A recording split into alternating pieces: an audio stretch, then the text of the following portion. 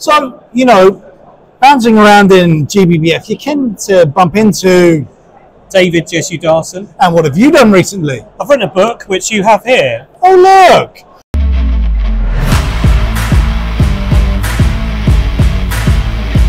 You know, I have bounced around on YouTube looking at interviews you've done, and I'm trying to ask unique questions that you haven't been asked before, right. Maybe 1,000 times. That scares me. Oh, good, good. A little bit fair.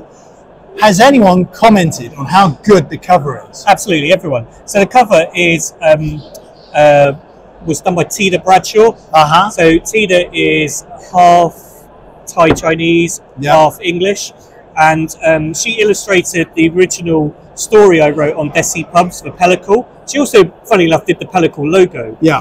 But what I think is so great about the cover is that no one knows. Some people might know what a Desi Pub is. Yeah. Others won't. Yeah. And I think what that means is that the people who don't know the subject matter or me, look at the cover and it gives it instant credibility. Yes. It sort of elevates it into that level of this is a very good book already. This must be a subject I'm interested in. And I think Tida is a fabulous illustrator, and she's without going to a Desi Pub, actually she hadn't actually been to one, she's managed to capture the essence, but she also has used what's called Indian sign writing, and that's where the colours come in, and within it you can sort of get the colours of the Indian flag as well, so it's beautiful, and it's made the book stand out on the bookshelf. Yeah, no, without doubt. I used to work in India, and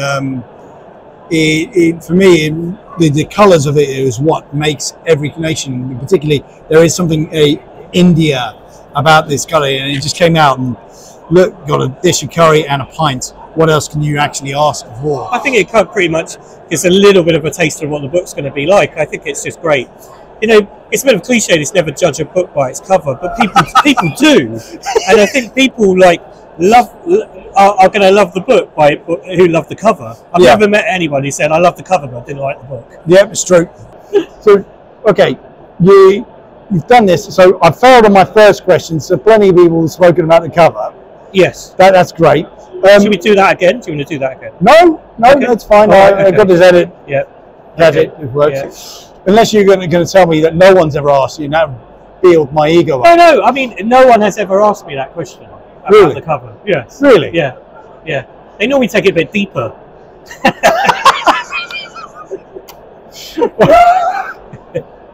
So, okay. What prompted you to want to write this?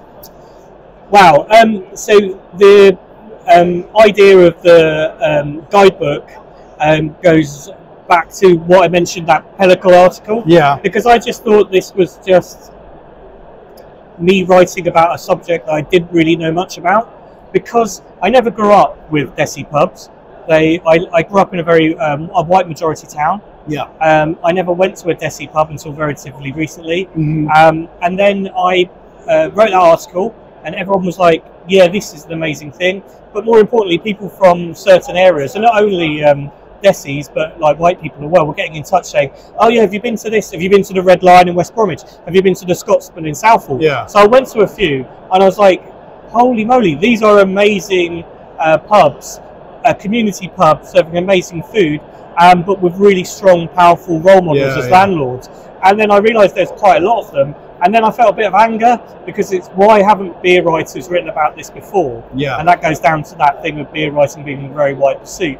And so it's just that thing of being able to find a market for the book. At first I thought the book would have a limited appeal to people who know what Desi Pubs are, but it turns out it's anyone who's interested in pubs, racism, diversity and inclusion, but also anyone who likes a curry and wants to discover these places. So lots of people who don't know about Desi Pubs, who want to travel the country, find some new experiences, find community pubs, but also find something that's very different from what it's almost like we're getting a bit bored of craft and this idea of finding a new experience. And I think this is the ultimate new experience, but in a very in a setting which is very inclusive and welcoming to beginners. So if you don't know, like for example, if you go into a Desi Pub and you say, I don't know what this curry is. They'll explain it to you. If you say, well, I don't really like hot dishes, as in chili,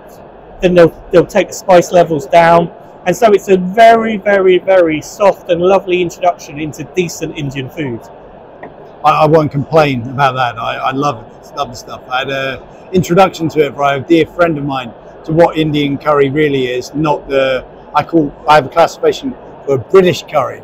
And so your traditional curry houses. Yeah. So like it's like the thing about like curry houses are it's Bangladeshis cooking Bengalis, Saletis cooking approximation of what Indian food could be. Yeah. I mean, some are excellent. Yeah. But a lot are based on pre-cooked sauces, colorants, yeah, and having a huge menu, but also fitting the European tradition or British tradition of starters, mains, and desserts, which doesn't really work for Indian food, because the great thing about Indian food, when done well, is it's communal and sharing, which is what pubs are all about, and it's why it works well with football fans, that kind of thing, yeah, big families. Yeah.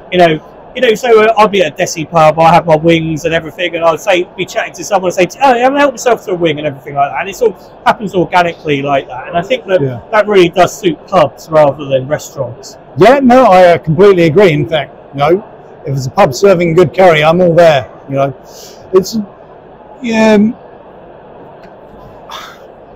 what is the classification for a Desi Pub?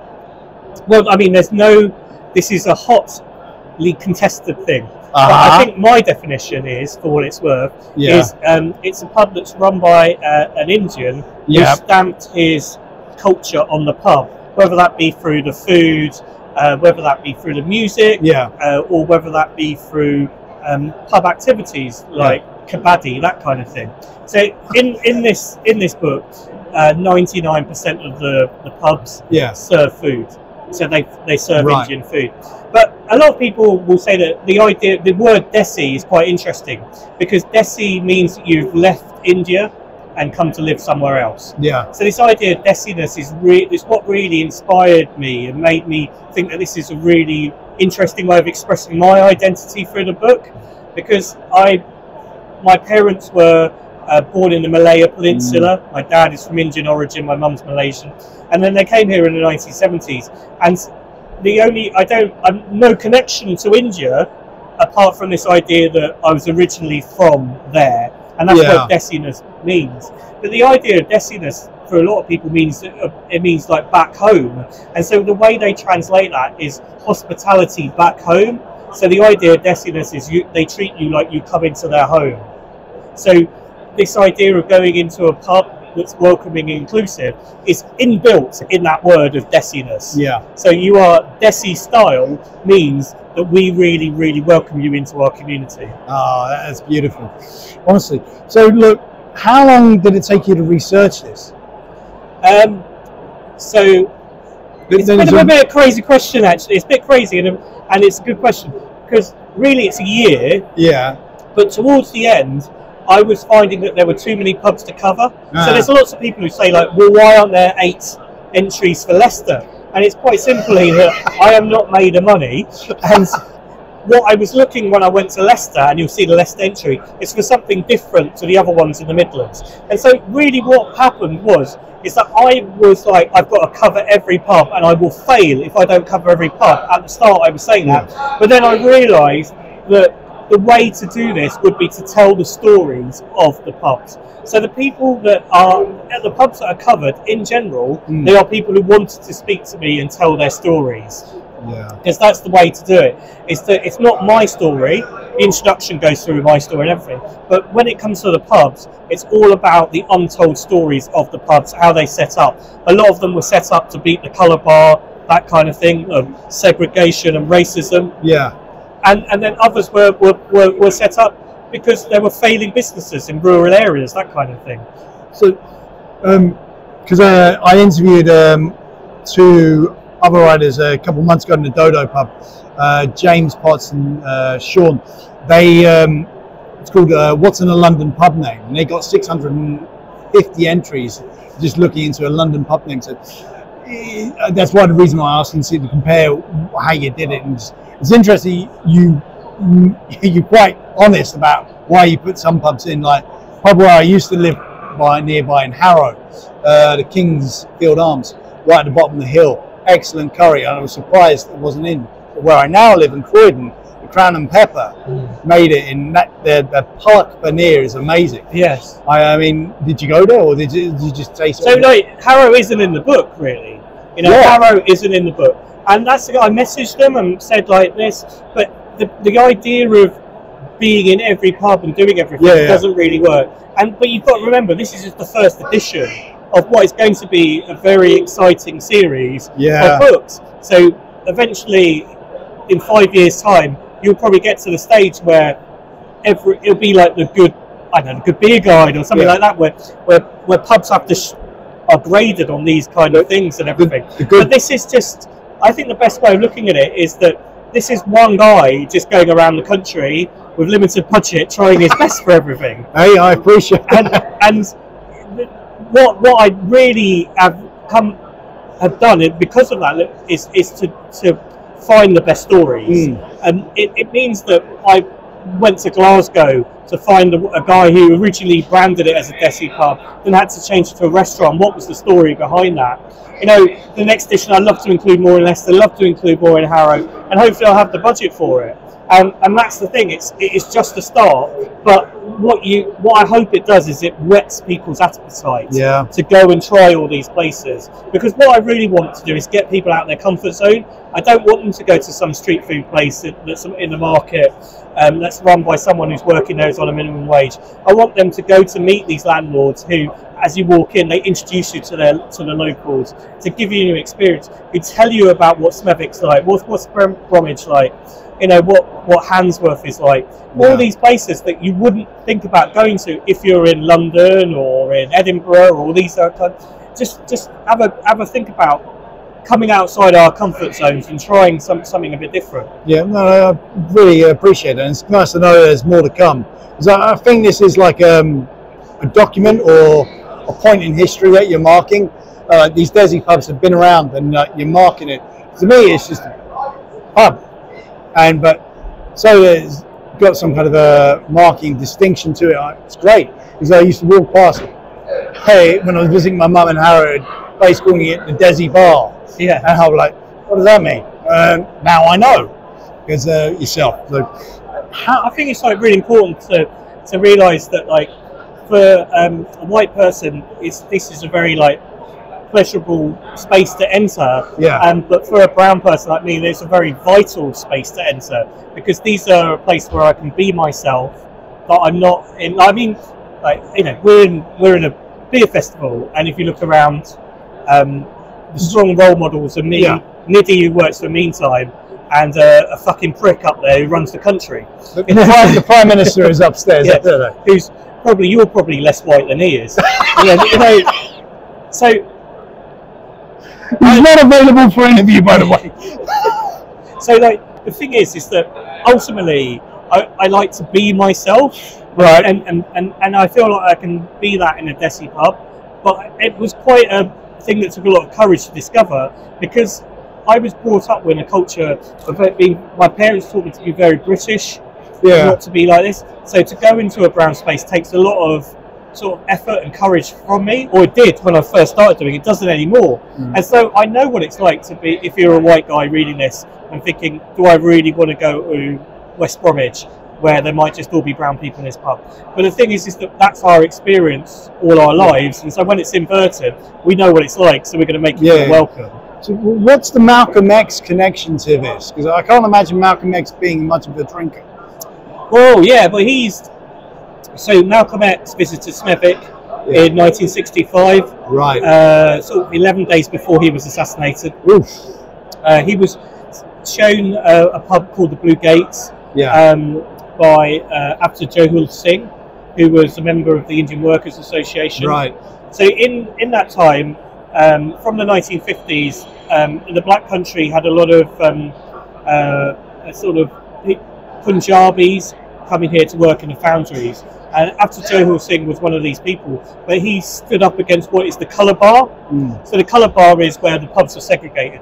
So some pubs didn't serve Asian people, other pubs did, but you had to sit in a certain area. And so the Blue Gates was a famously segregated pub where Asian people could only go in what I think is the lounge area. So after Johal Singh and the Indian Workers Association met Malcolm X, and they took him to the Blue Gates because he wanted to see what the colour bar was. Malcolm X went to the bar, tried to order a pint of mild, and they said, no, sorry, we can't serve you. And so it then became a national issue. Now, Smethwick wasn't the only place in the country operating the colour bar. It operated all around the country. Yeah. And so, but because Malcolm X visited and did that, it became this amazing sort of spotlight that was thrown upon the colour bar at the time. Wow. So was the... And now the Blue Gates is a Desi Pub. The irony.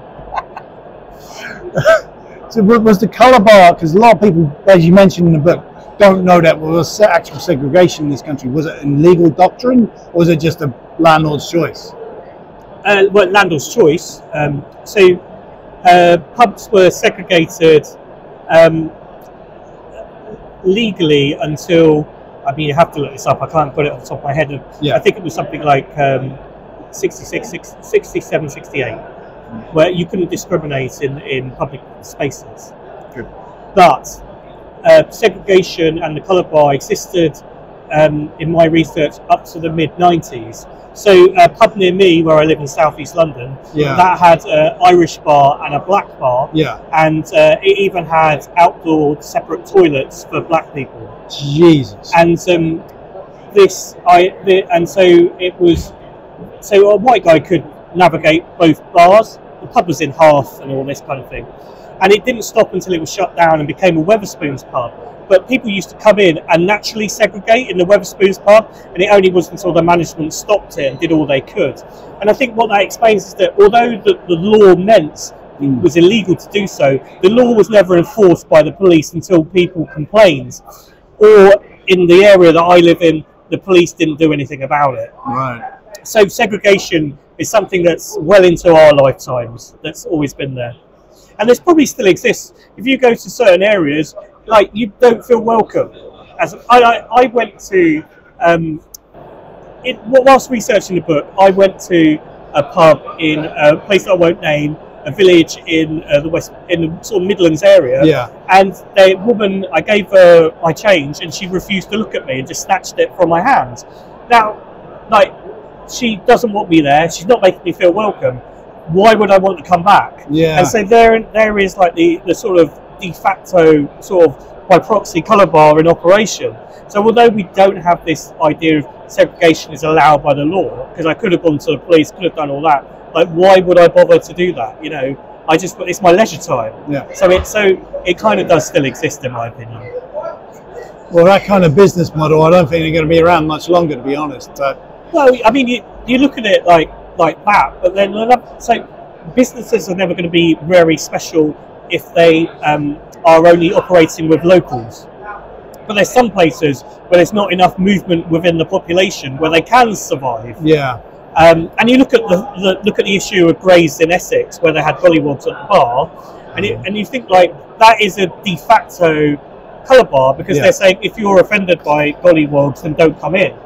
So really, what you're saying here is, like if I went on mess with my mates, would we be welcome? Because there's times where I'm welcome in pubs on my own, but if I bring 3 Asian mates in, suddenly we're a gang and we're being looked at and all that kind of thing. So you've got to, like, we have the full spectrum of pubs in this country. So, like, there's very inclusive pubs in all types of places, and there's not those. But I think to bring it back to Desi Pubs is that they're always going to be inclusive when it comes to these things of race. But then here is the bit where I'm like, and I mentioned in the book, is that some Desi Pubs aren't inclusive when it comes to gender. So the traditional Punjabi, traditional Gujarati bars, they don't always, if they're old manny, like an old man pub for you anyway, then you will have uncles at the bar who are judging women coming in. And so those are few and far between, but I'm not saying it doesn't exist. And in many ways, that's how these pubs mirror traditional pubs in their makeup. But really, when it comes down to it, is that pubs, and I always say to everyone, it's like, well, why should I be inclusive? And I'm always like, because you'll make more money. The more people you have, invite, and it makes, well, if you can get a beer festival, if you, the person who succeeds at getting a beer festival properly inclusive, having everyone happy, will be the most popular, most money-making thing going, won't it? Because people spend money, and that is ultimately what it comes down to. Yeah, fair enough. It's cynical, but that's the world we live in. We live in much as I hate it, we live in a capitalist society. Yes. And so you've got to have people spending their capital. So why would you stop people spending their capital? Indeed. Right, this is because I kind of want to write a book for myself, but speaking to all the people out there who want to write, it's like, how much of the book is you and how much of it is not? How much do you put into it? What exactly do you mean by that question? Because like the thing is that everything you write is you, but everything you write isn't you. So like you can't obviously, like if you were asked to write 1,000 words about a subject, about what's your favourite beer, you cannot like spend your life going into the most gut roast emotions of everything like that. Yeah. But you have to work within a sort of work within yourself, so you give a bit and give a bit of yourself. So like if you're like, if this was like, I don't know, there's like that genre like auto fiction or whatever, which is the most inner feelings and everything all the time. No, it's not like that, because that wouldn't be a great, in my opinion, that wouldn't be a great read if you're looking about pubs. So like, but I think that you need to have, like, if it was like an iceberg or a cake, a third of it's got to be you, a third of it's got to be the subject matter, and a third of it's got to be other people's voices. And it's difficult. Like, it's difficult, man. Like, you know, we've got to be always like in tune with our mental health to be able to write about stuff that's personal. It's not as easy as it looks to be able to reel off some shit about my parents and everything when I might not be in the zone to do that. But you have to realise that you're not just doing it for you, you're doing it for a lot of other people who've had similar experiences. If you were stranded, on a desert island, what would be the beer style you want to be left with?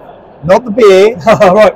Is it so? Like here we go. I go really analytical on these questions. So I'm presuming the desert island is hot weather. In summer, and winter, no, it can be colder. So you want something that's an all-rounder when it comes to weather. Yeah. Or something that just makes you happy. So I'm not going to pick an imperial stout then, am I? I know, you'd be pretty lonely. You might want to be, and let's face it, the price of imperial is going up. Yeah, but I'll be dehydrated a lot. Is there a regular water source as well? Yes, there is. There is. Yes. There's even a little fountain we can wash your glass out. You've got unlimited glasses. I've got unlimited glasses, yeah. The dream beer festival, really. Indeed, yes. It's just, sadly, it's only you. I don't know, really. I think that's I don't think I can answer that question, really, because I love all different beer styles. There isn't one that I dislike. But why is so vanilla? Maybe I'm the most vanilla person going, but I really do just like a good best bitter. if it really is, like, I love cask, and so like if it is like perfectly conditioned and everything like that. So in the desert island, I'm expecting a beer engine and cellar. Yeah, and it to come, like, you know, then have little, because it has, you could have a with all the right hops, has all the elements of all the beers that you like. It's like the greatest hits, isn't it? Yeah, I know exactly what you mean. I am drinking a sort of ridiculous IPA style thing now, aren't I? Right, West Coast Lumiere by Siren. Yeah, and that would normally be what people pick, but I'm being contrary. Yeah, I fully appreciate it. I'm actually the same. I couldn't pick one myself, though. Yeah, well, it's impossible, really. It's impossible. I think like the idea of a best style thing, it just ebbs and flows with time. Like, and I think of like the best breweries I've been to, and they're normally like the family ones who do like wild beers and try and do itinerations of beers. I think we get a bit hung up on beer styles, really, because, for example, I picked the best bitter, but it really isn't a beer style, is it? Because you can have all different colours of it, you can have all different strengths. Generally it's sessionable. And so what am I saying about what I like about it? And I think it is that thing about it being an all-rounder, having it bits of all different nice, you know, could be any hops, could be anything. Generally it has to be bitter. Yeah. Right. And I have got a bitter taste when it comes to beers. I have a sweet taste when it comes to foods, which makes pairing a bit difficult. I don't like chicory. Right. A lot of people say chicory is a very good thing to have with bitters, and when you think about it, when you pair, you generally pair with things that are very similar, that bring off the similar tones and stuff. So yeah, spent longer on this question, simple question. Most people, let's face it, say NEPAs or IPAs. David, it's been a pleasure. Thank you very much. No, absolute pleasure. Thank you very much for having me. Yeah, cheers.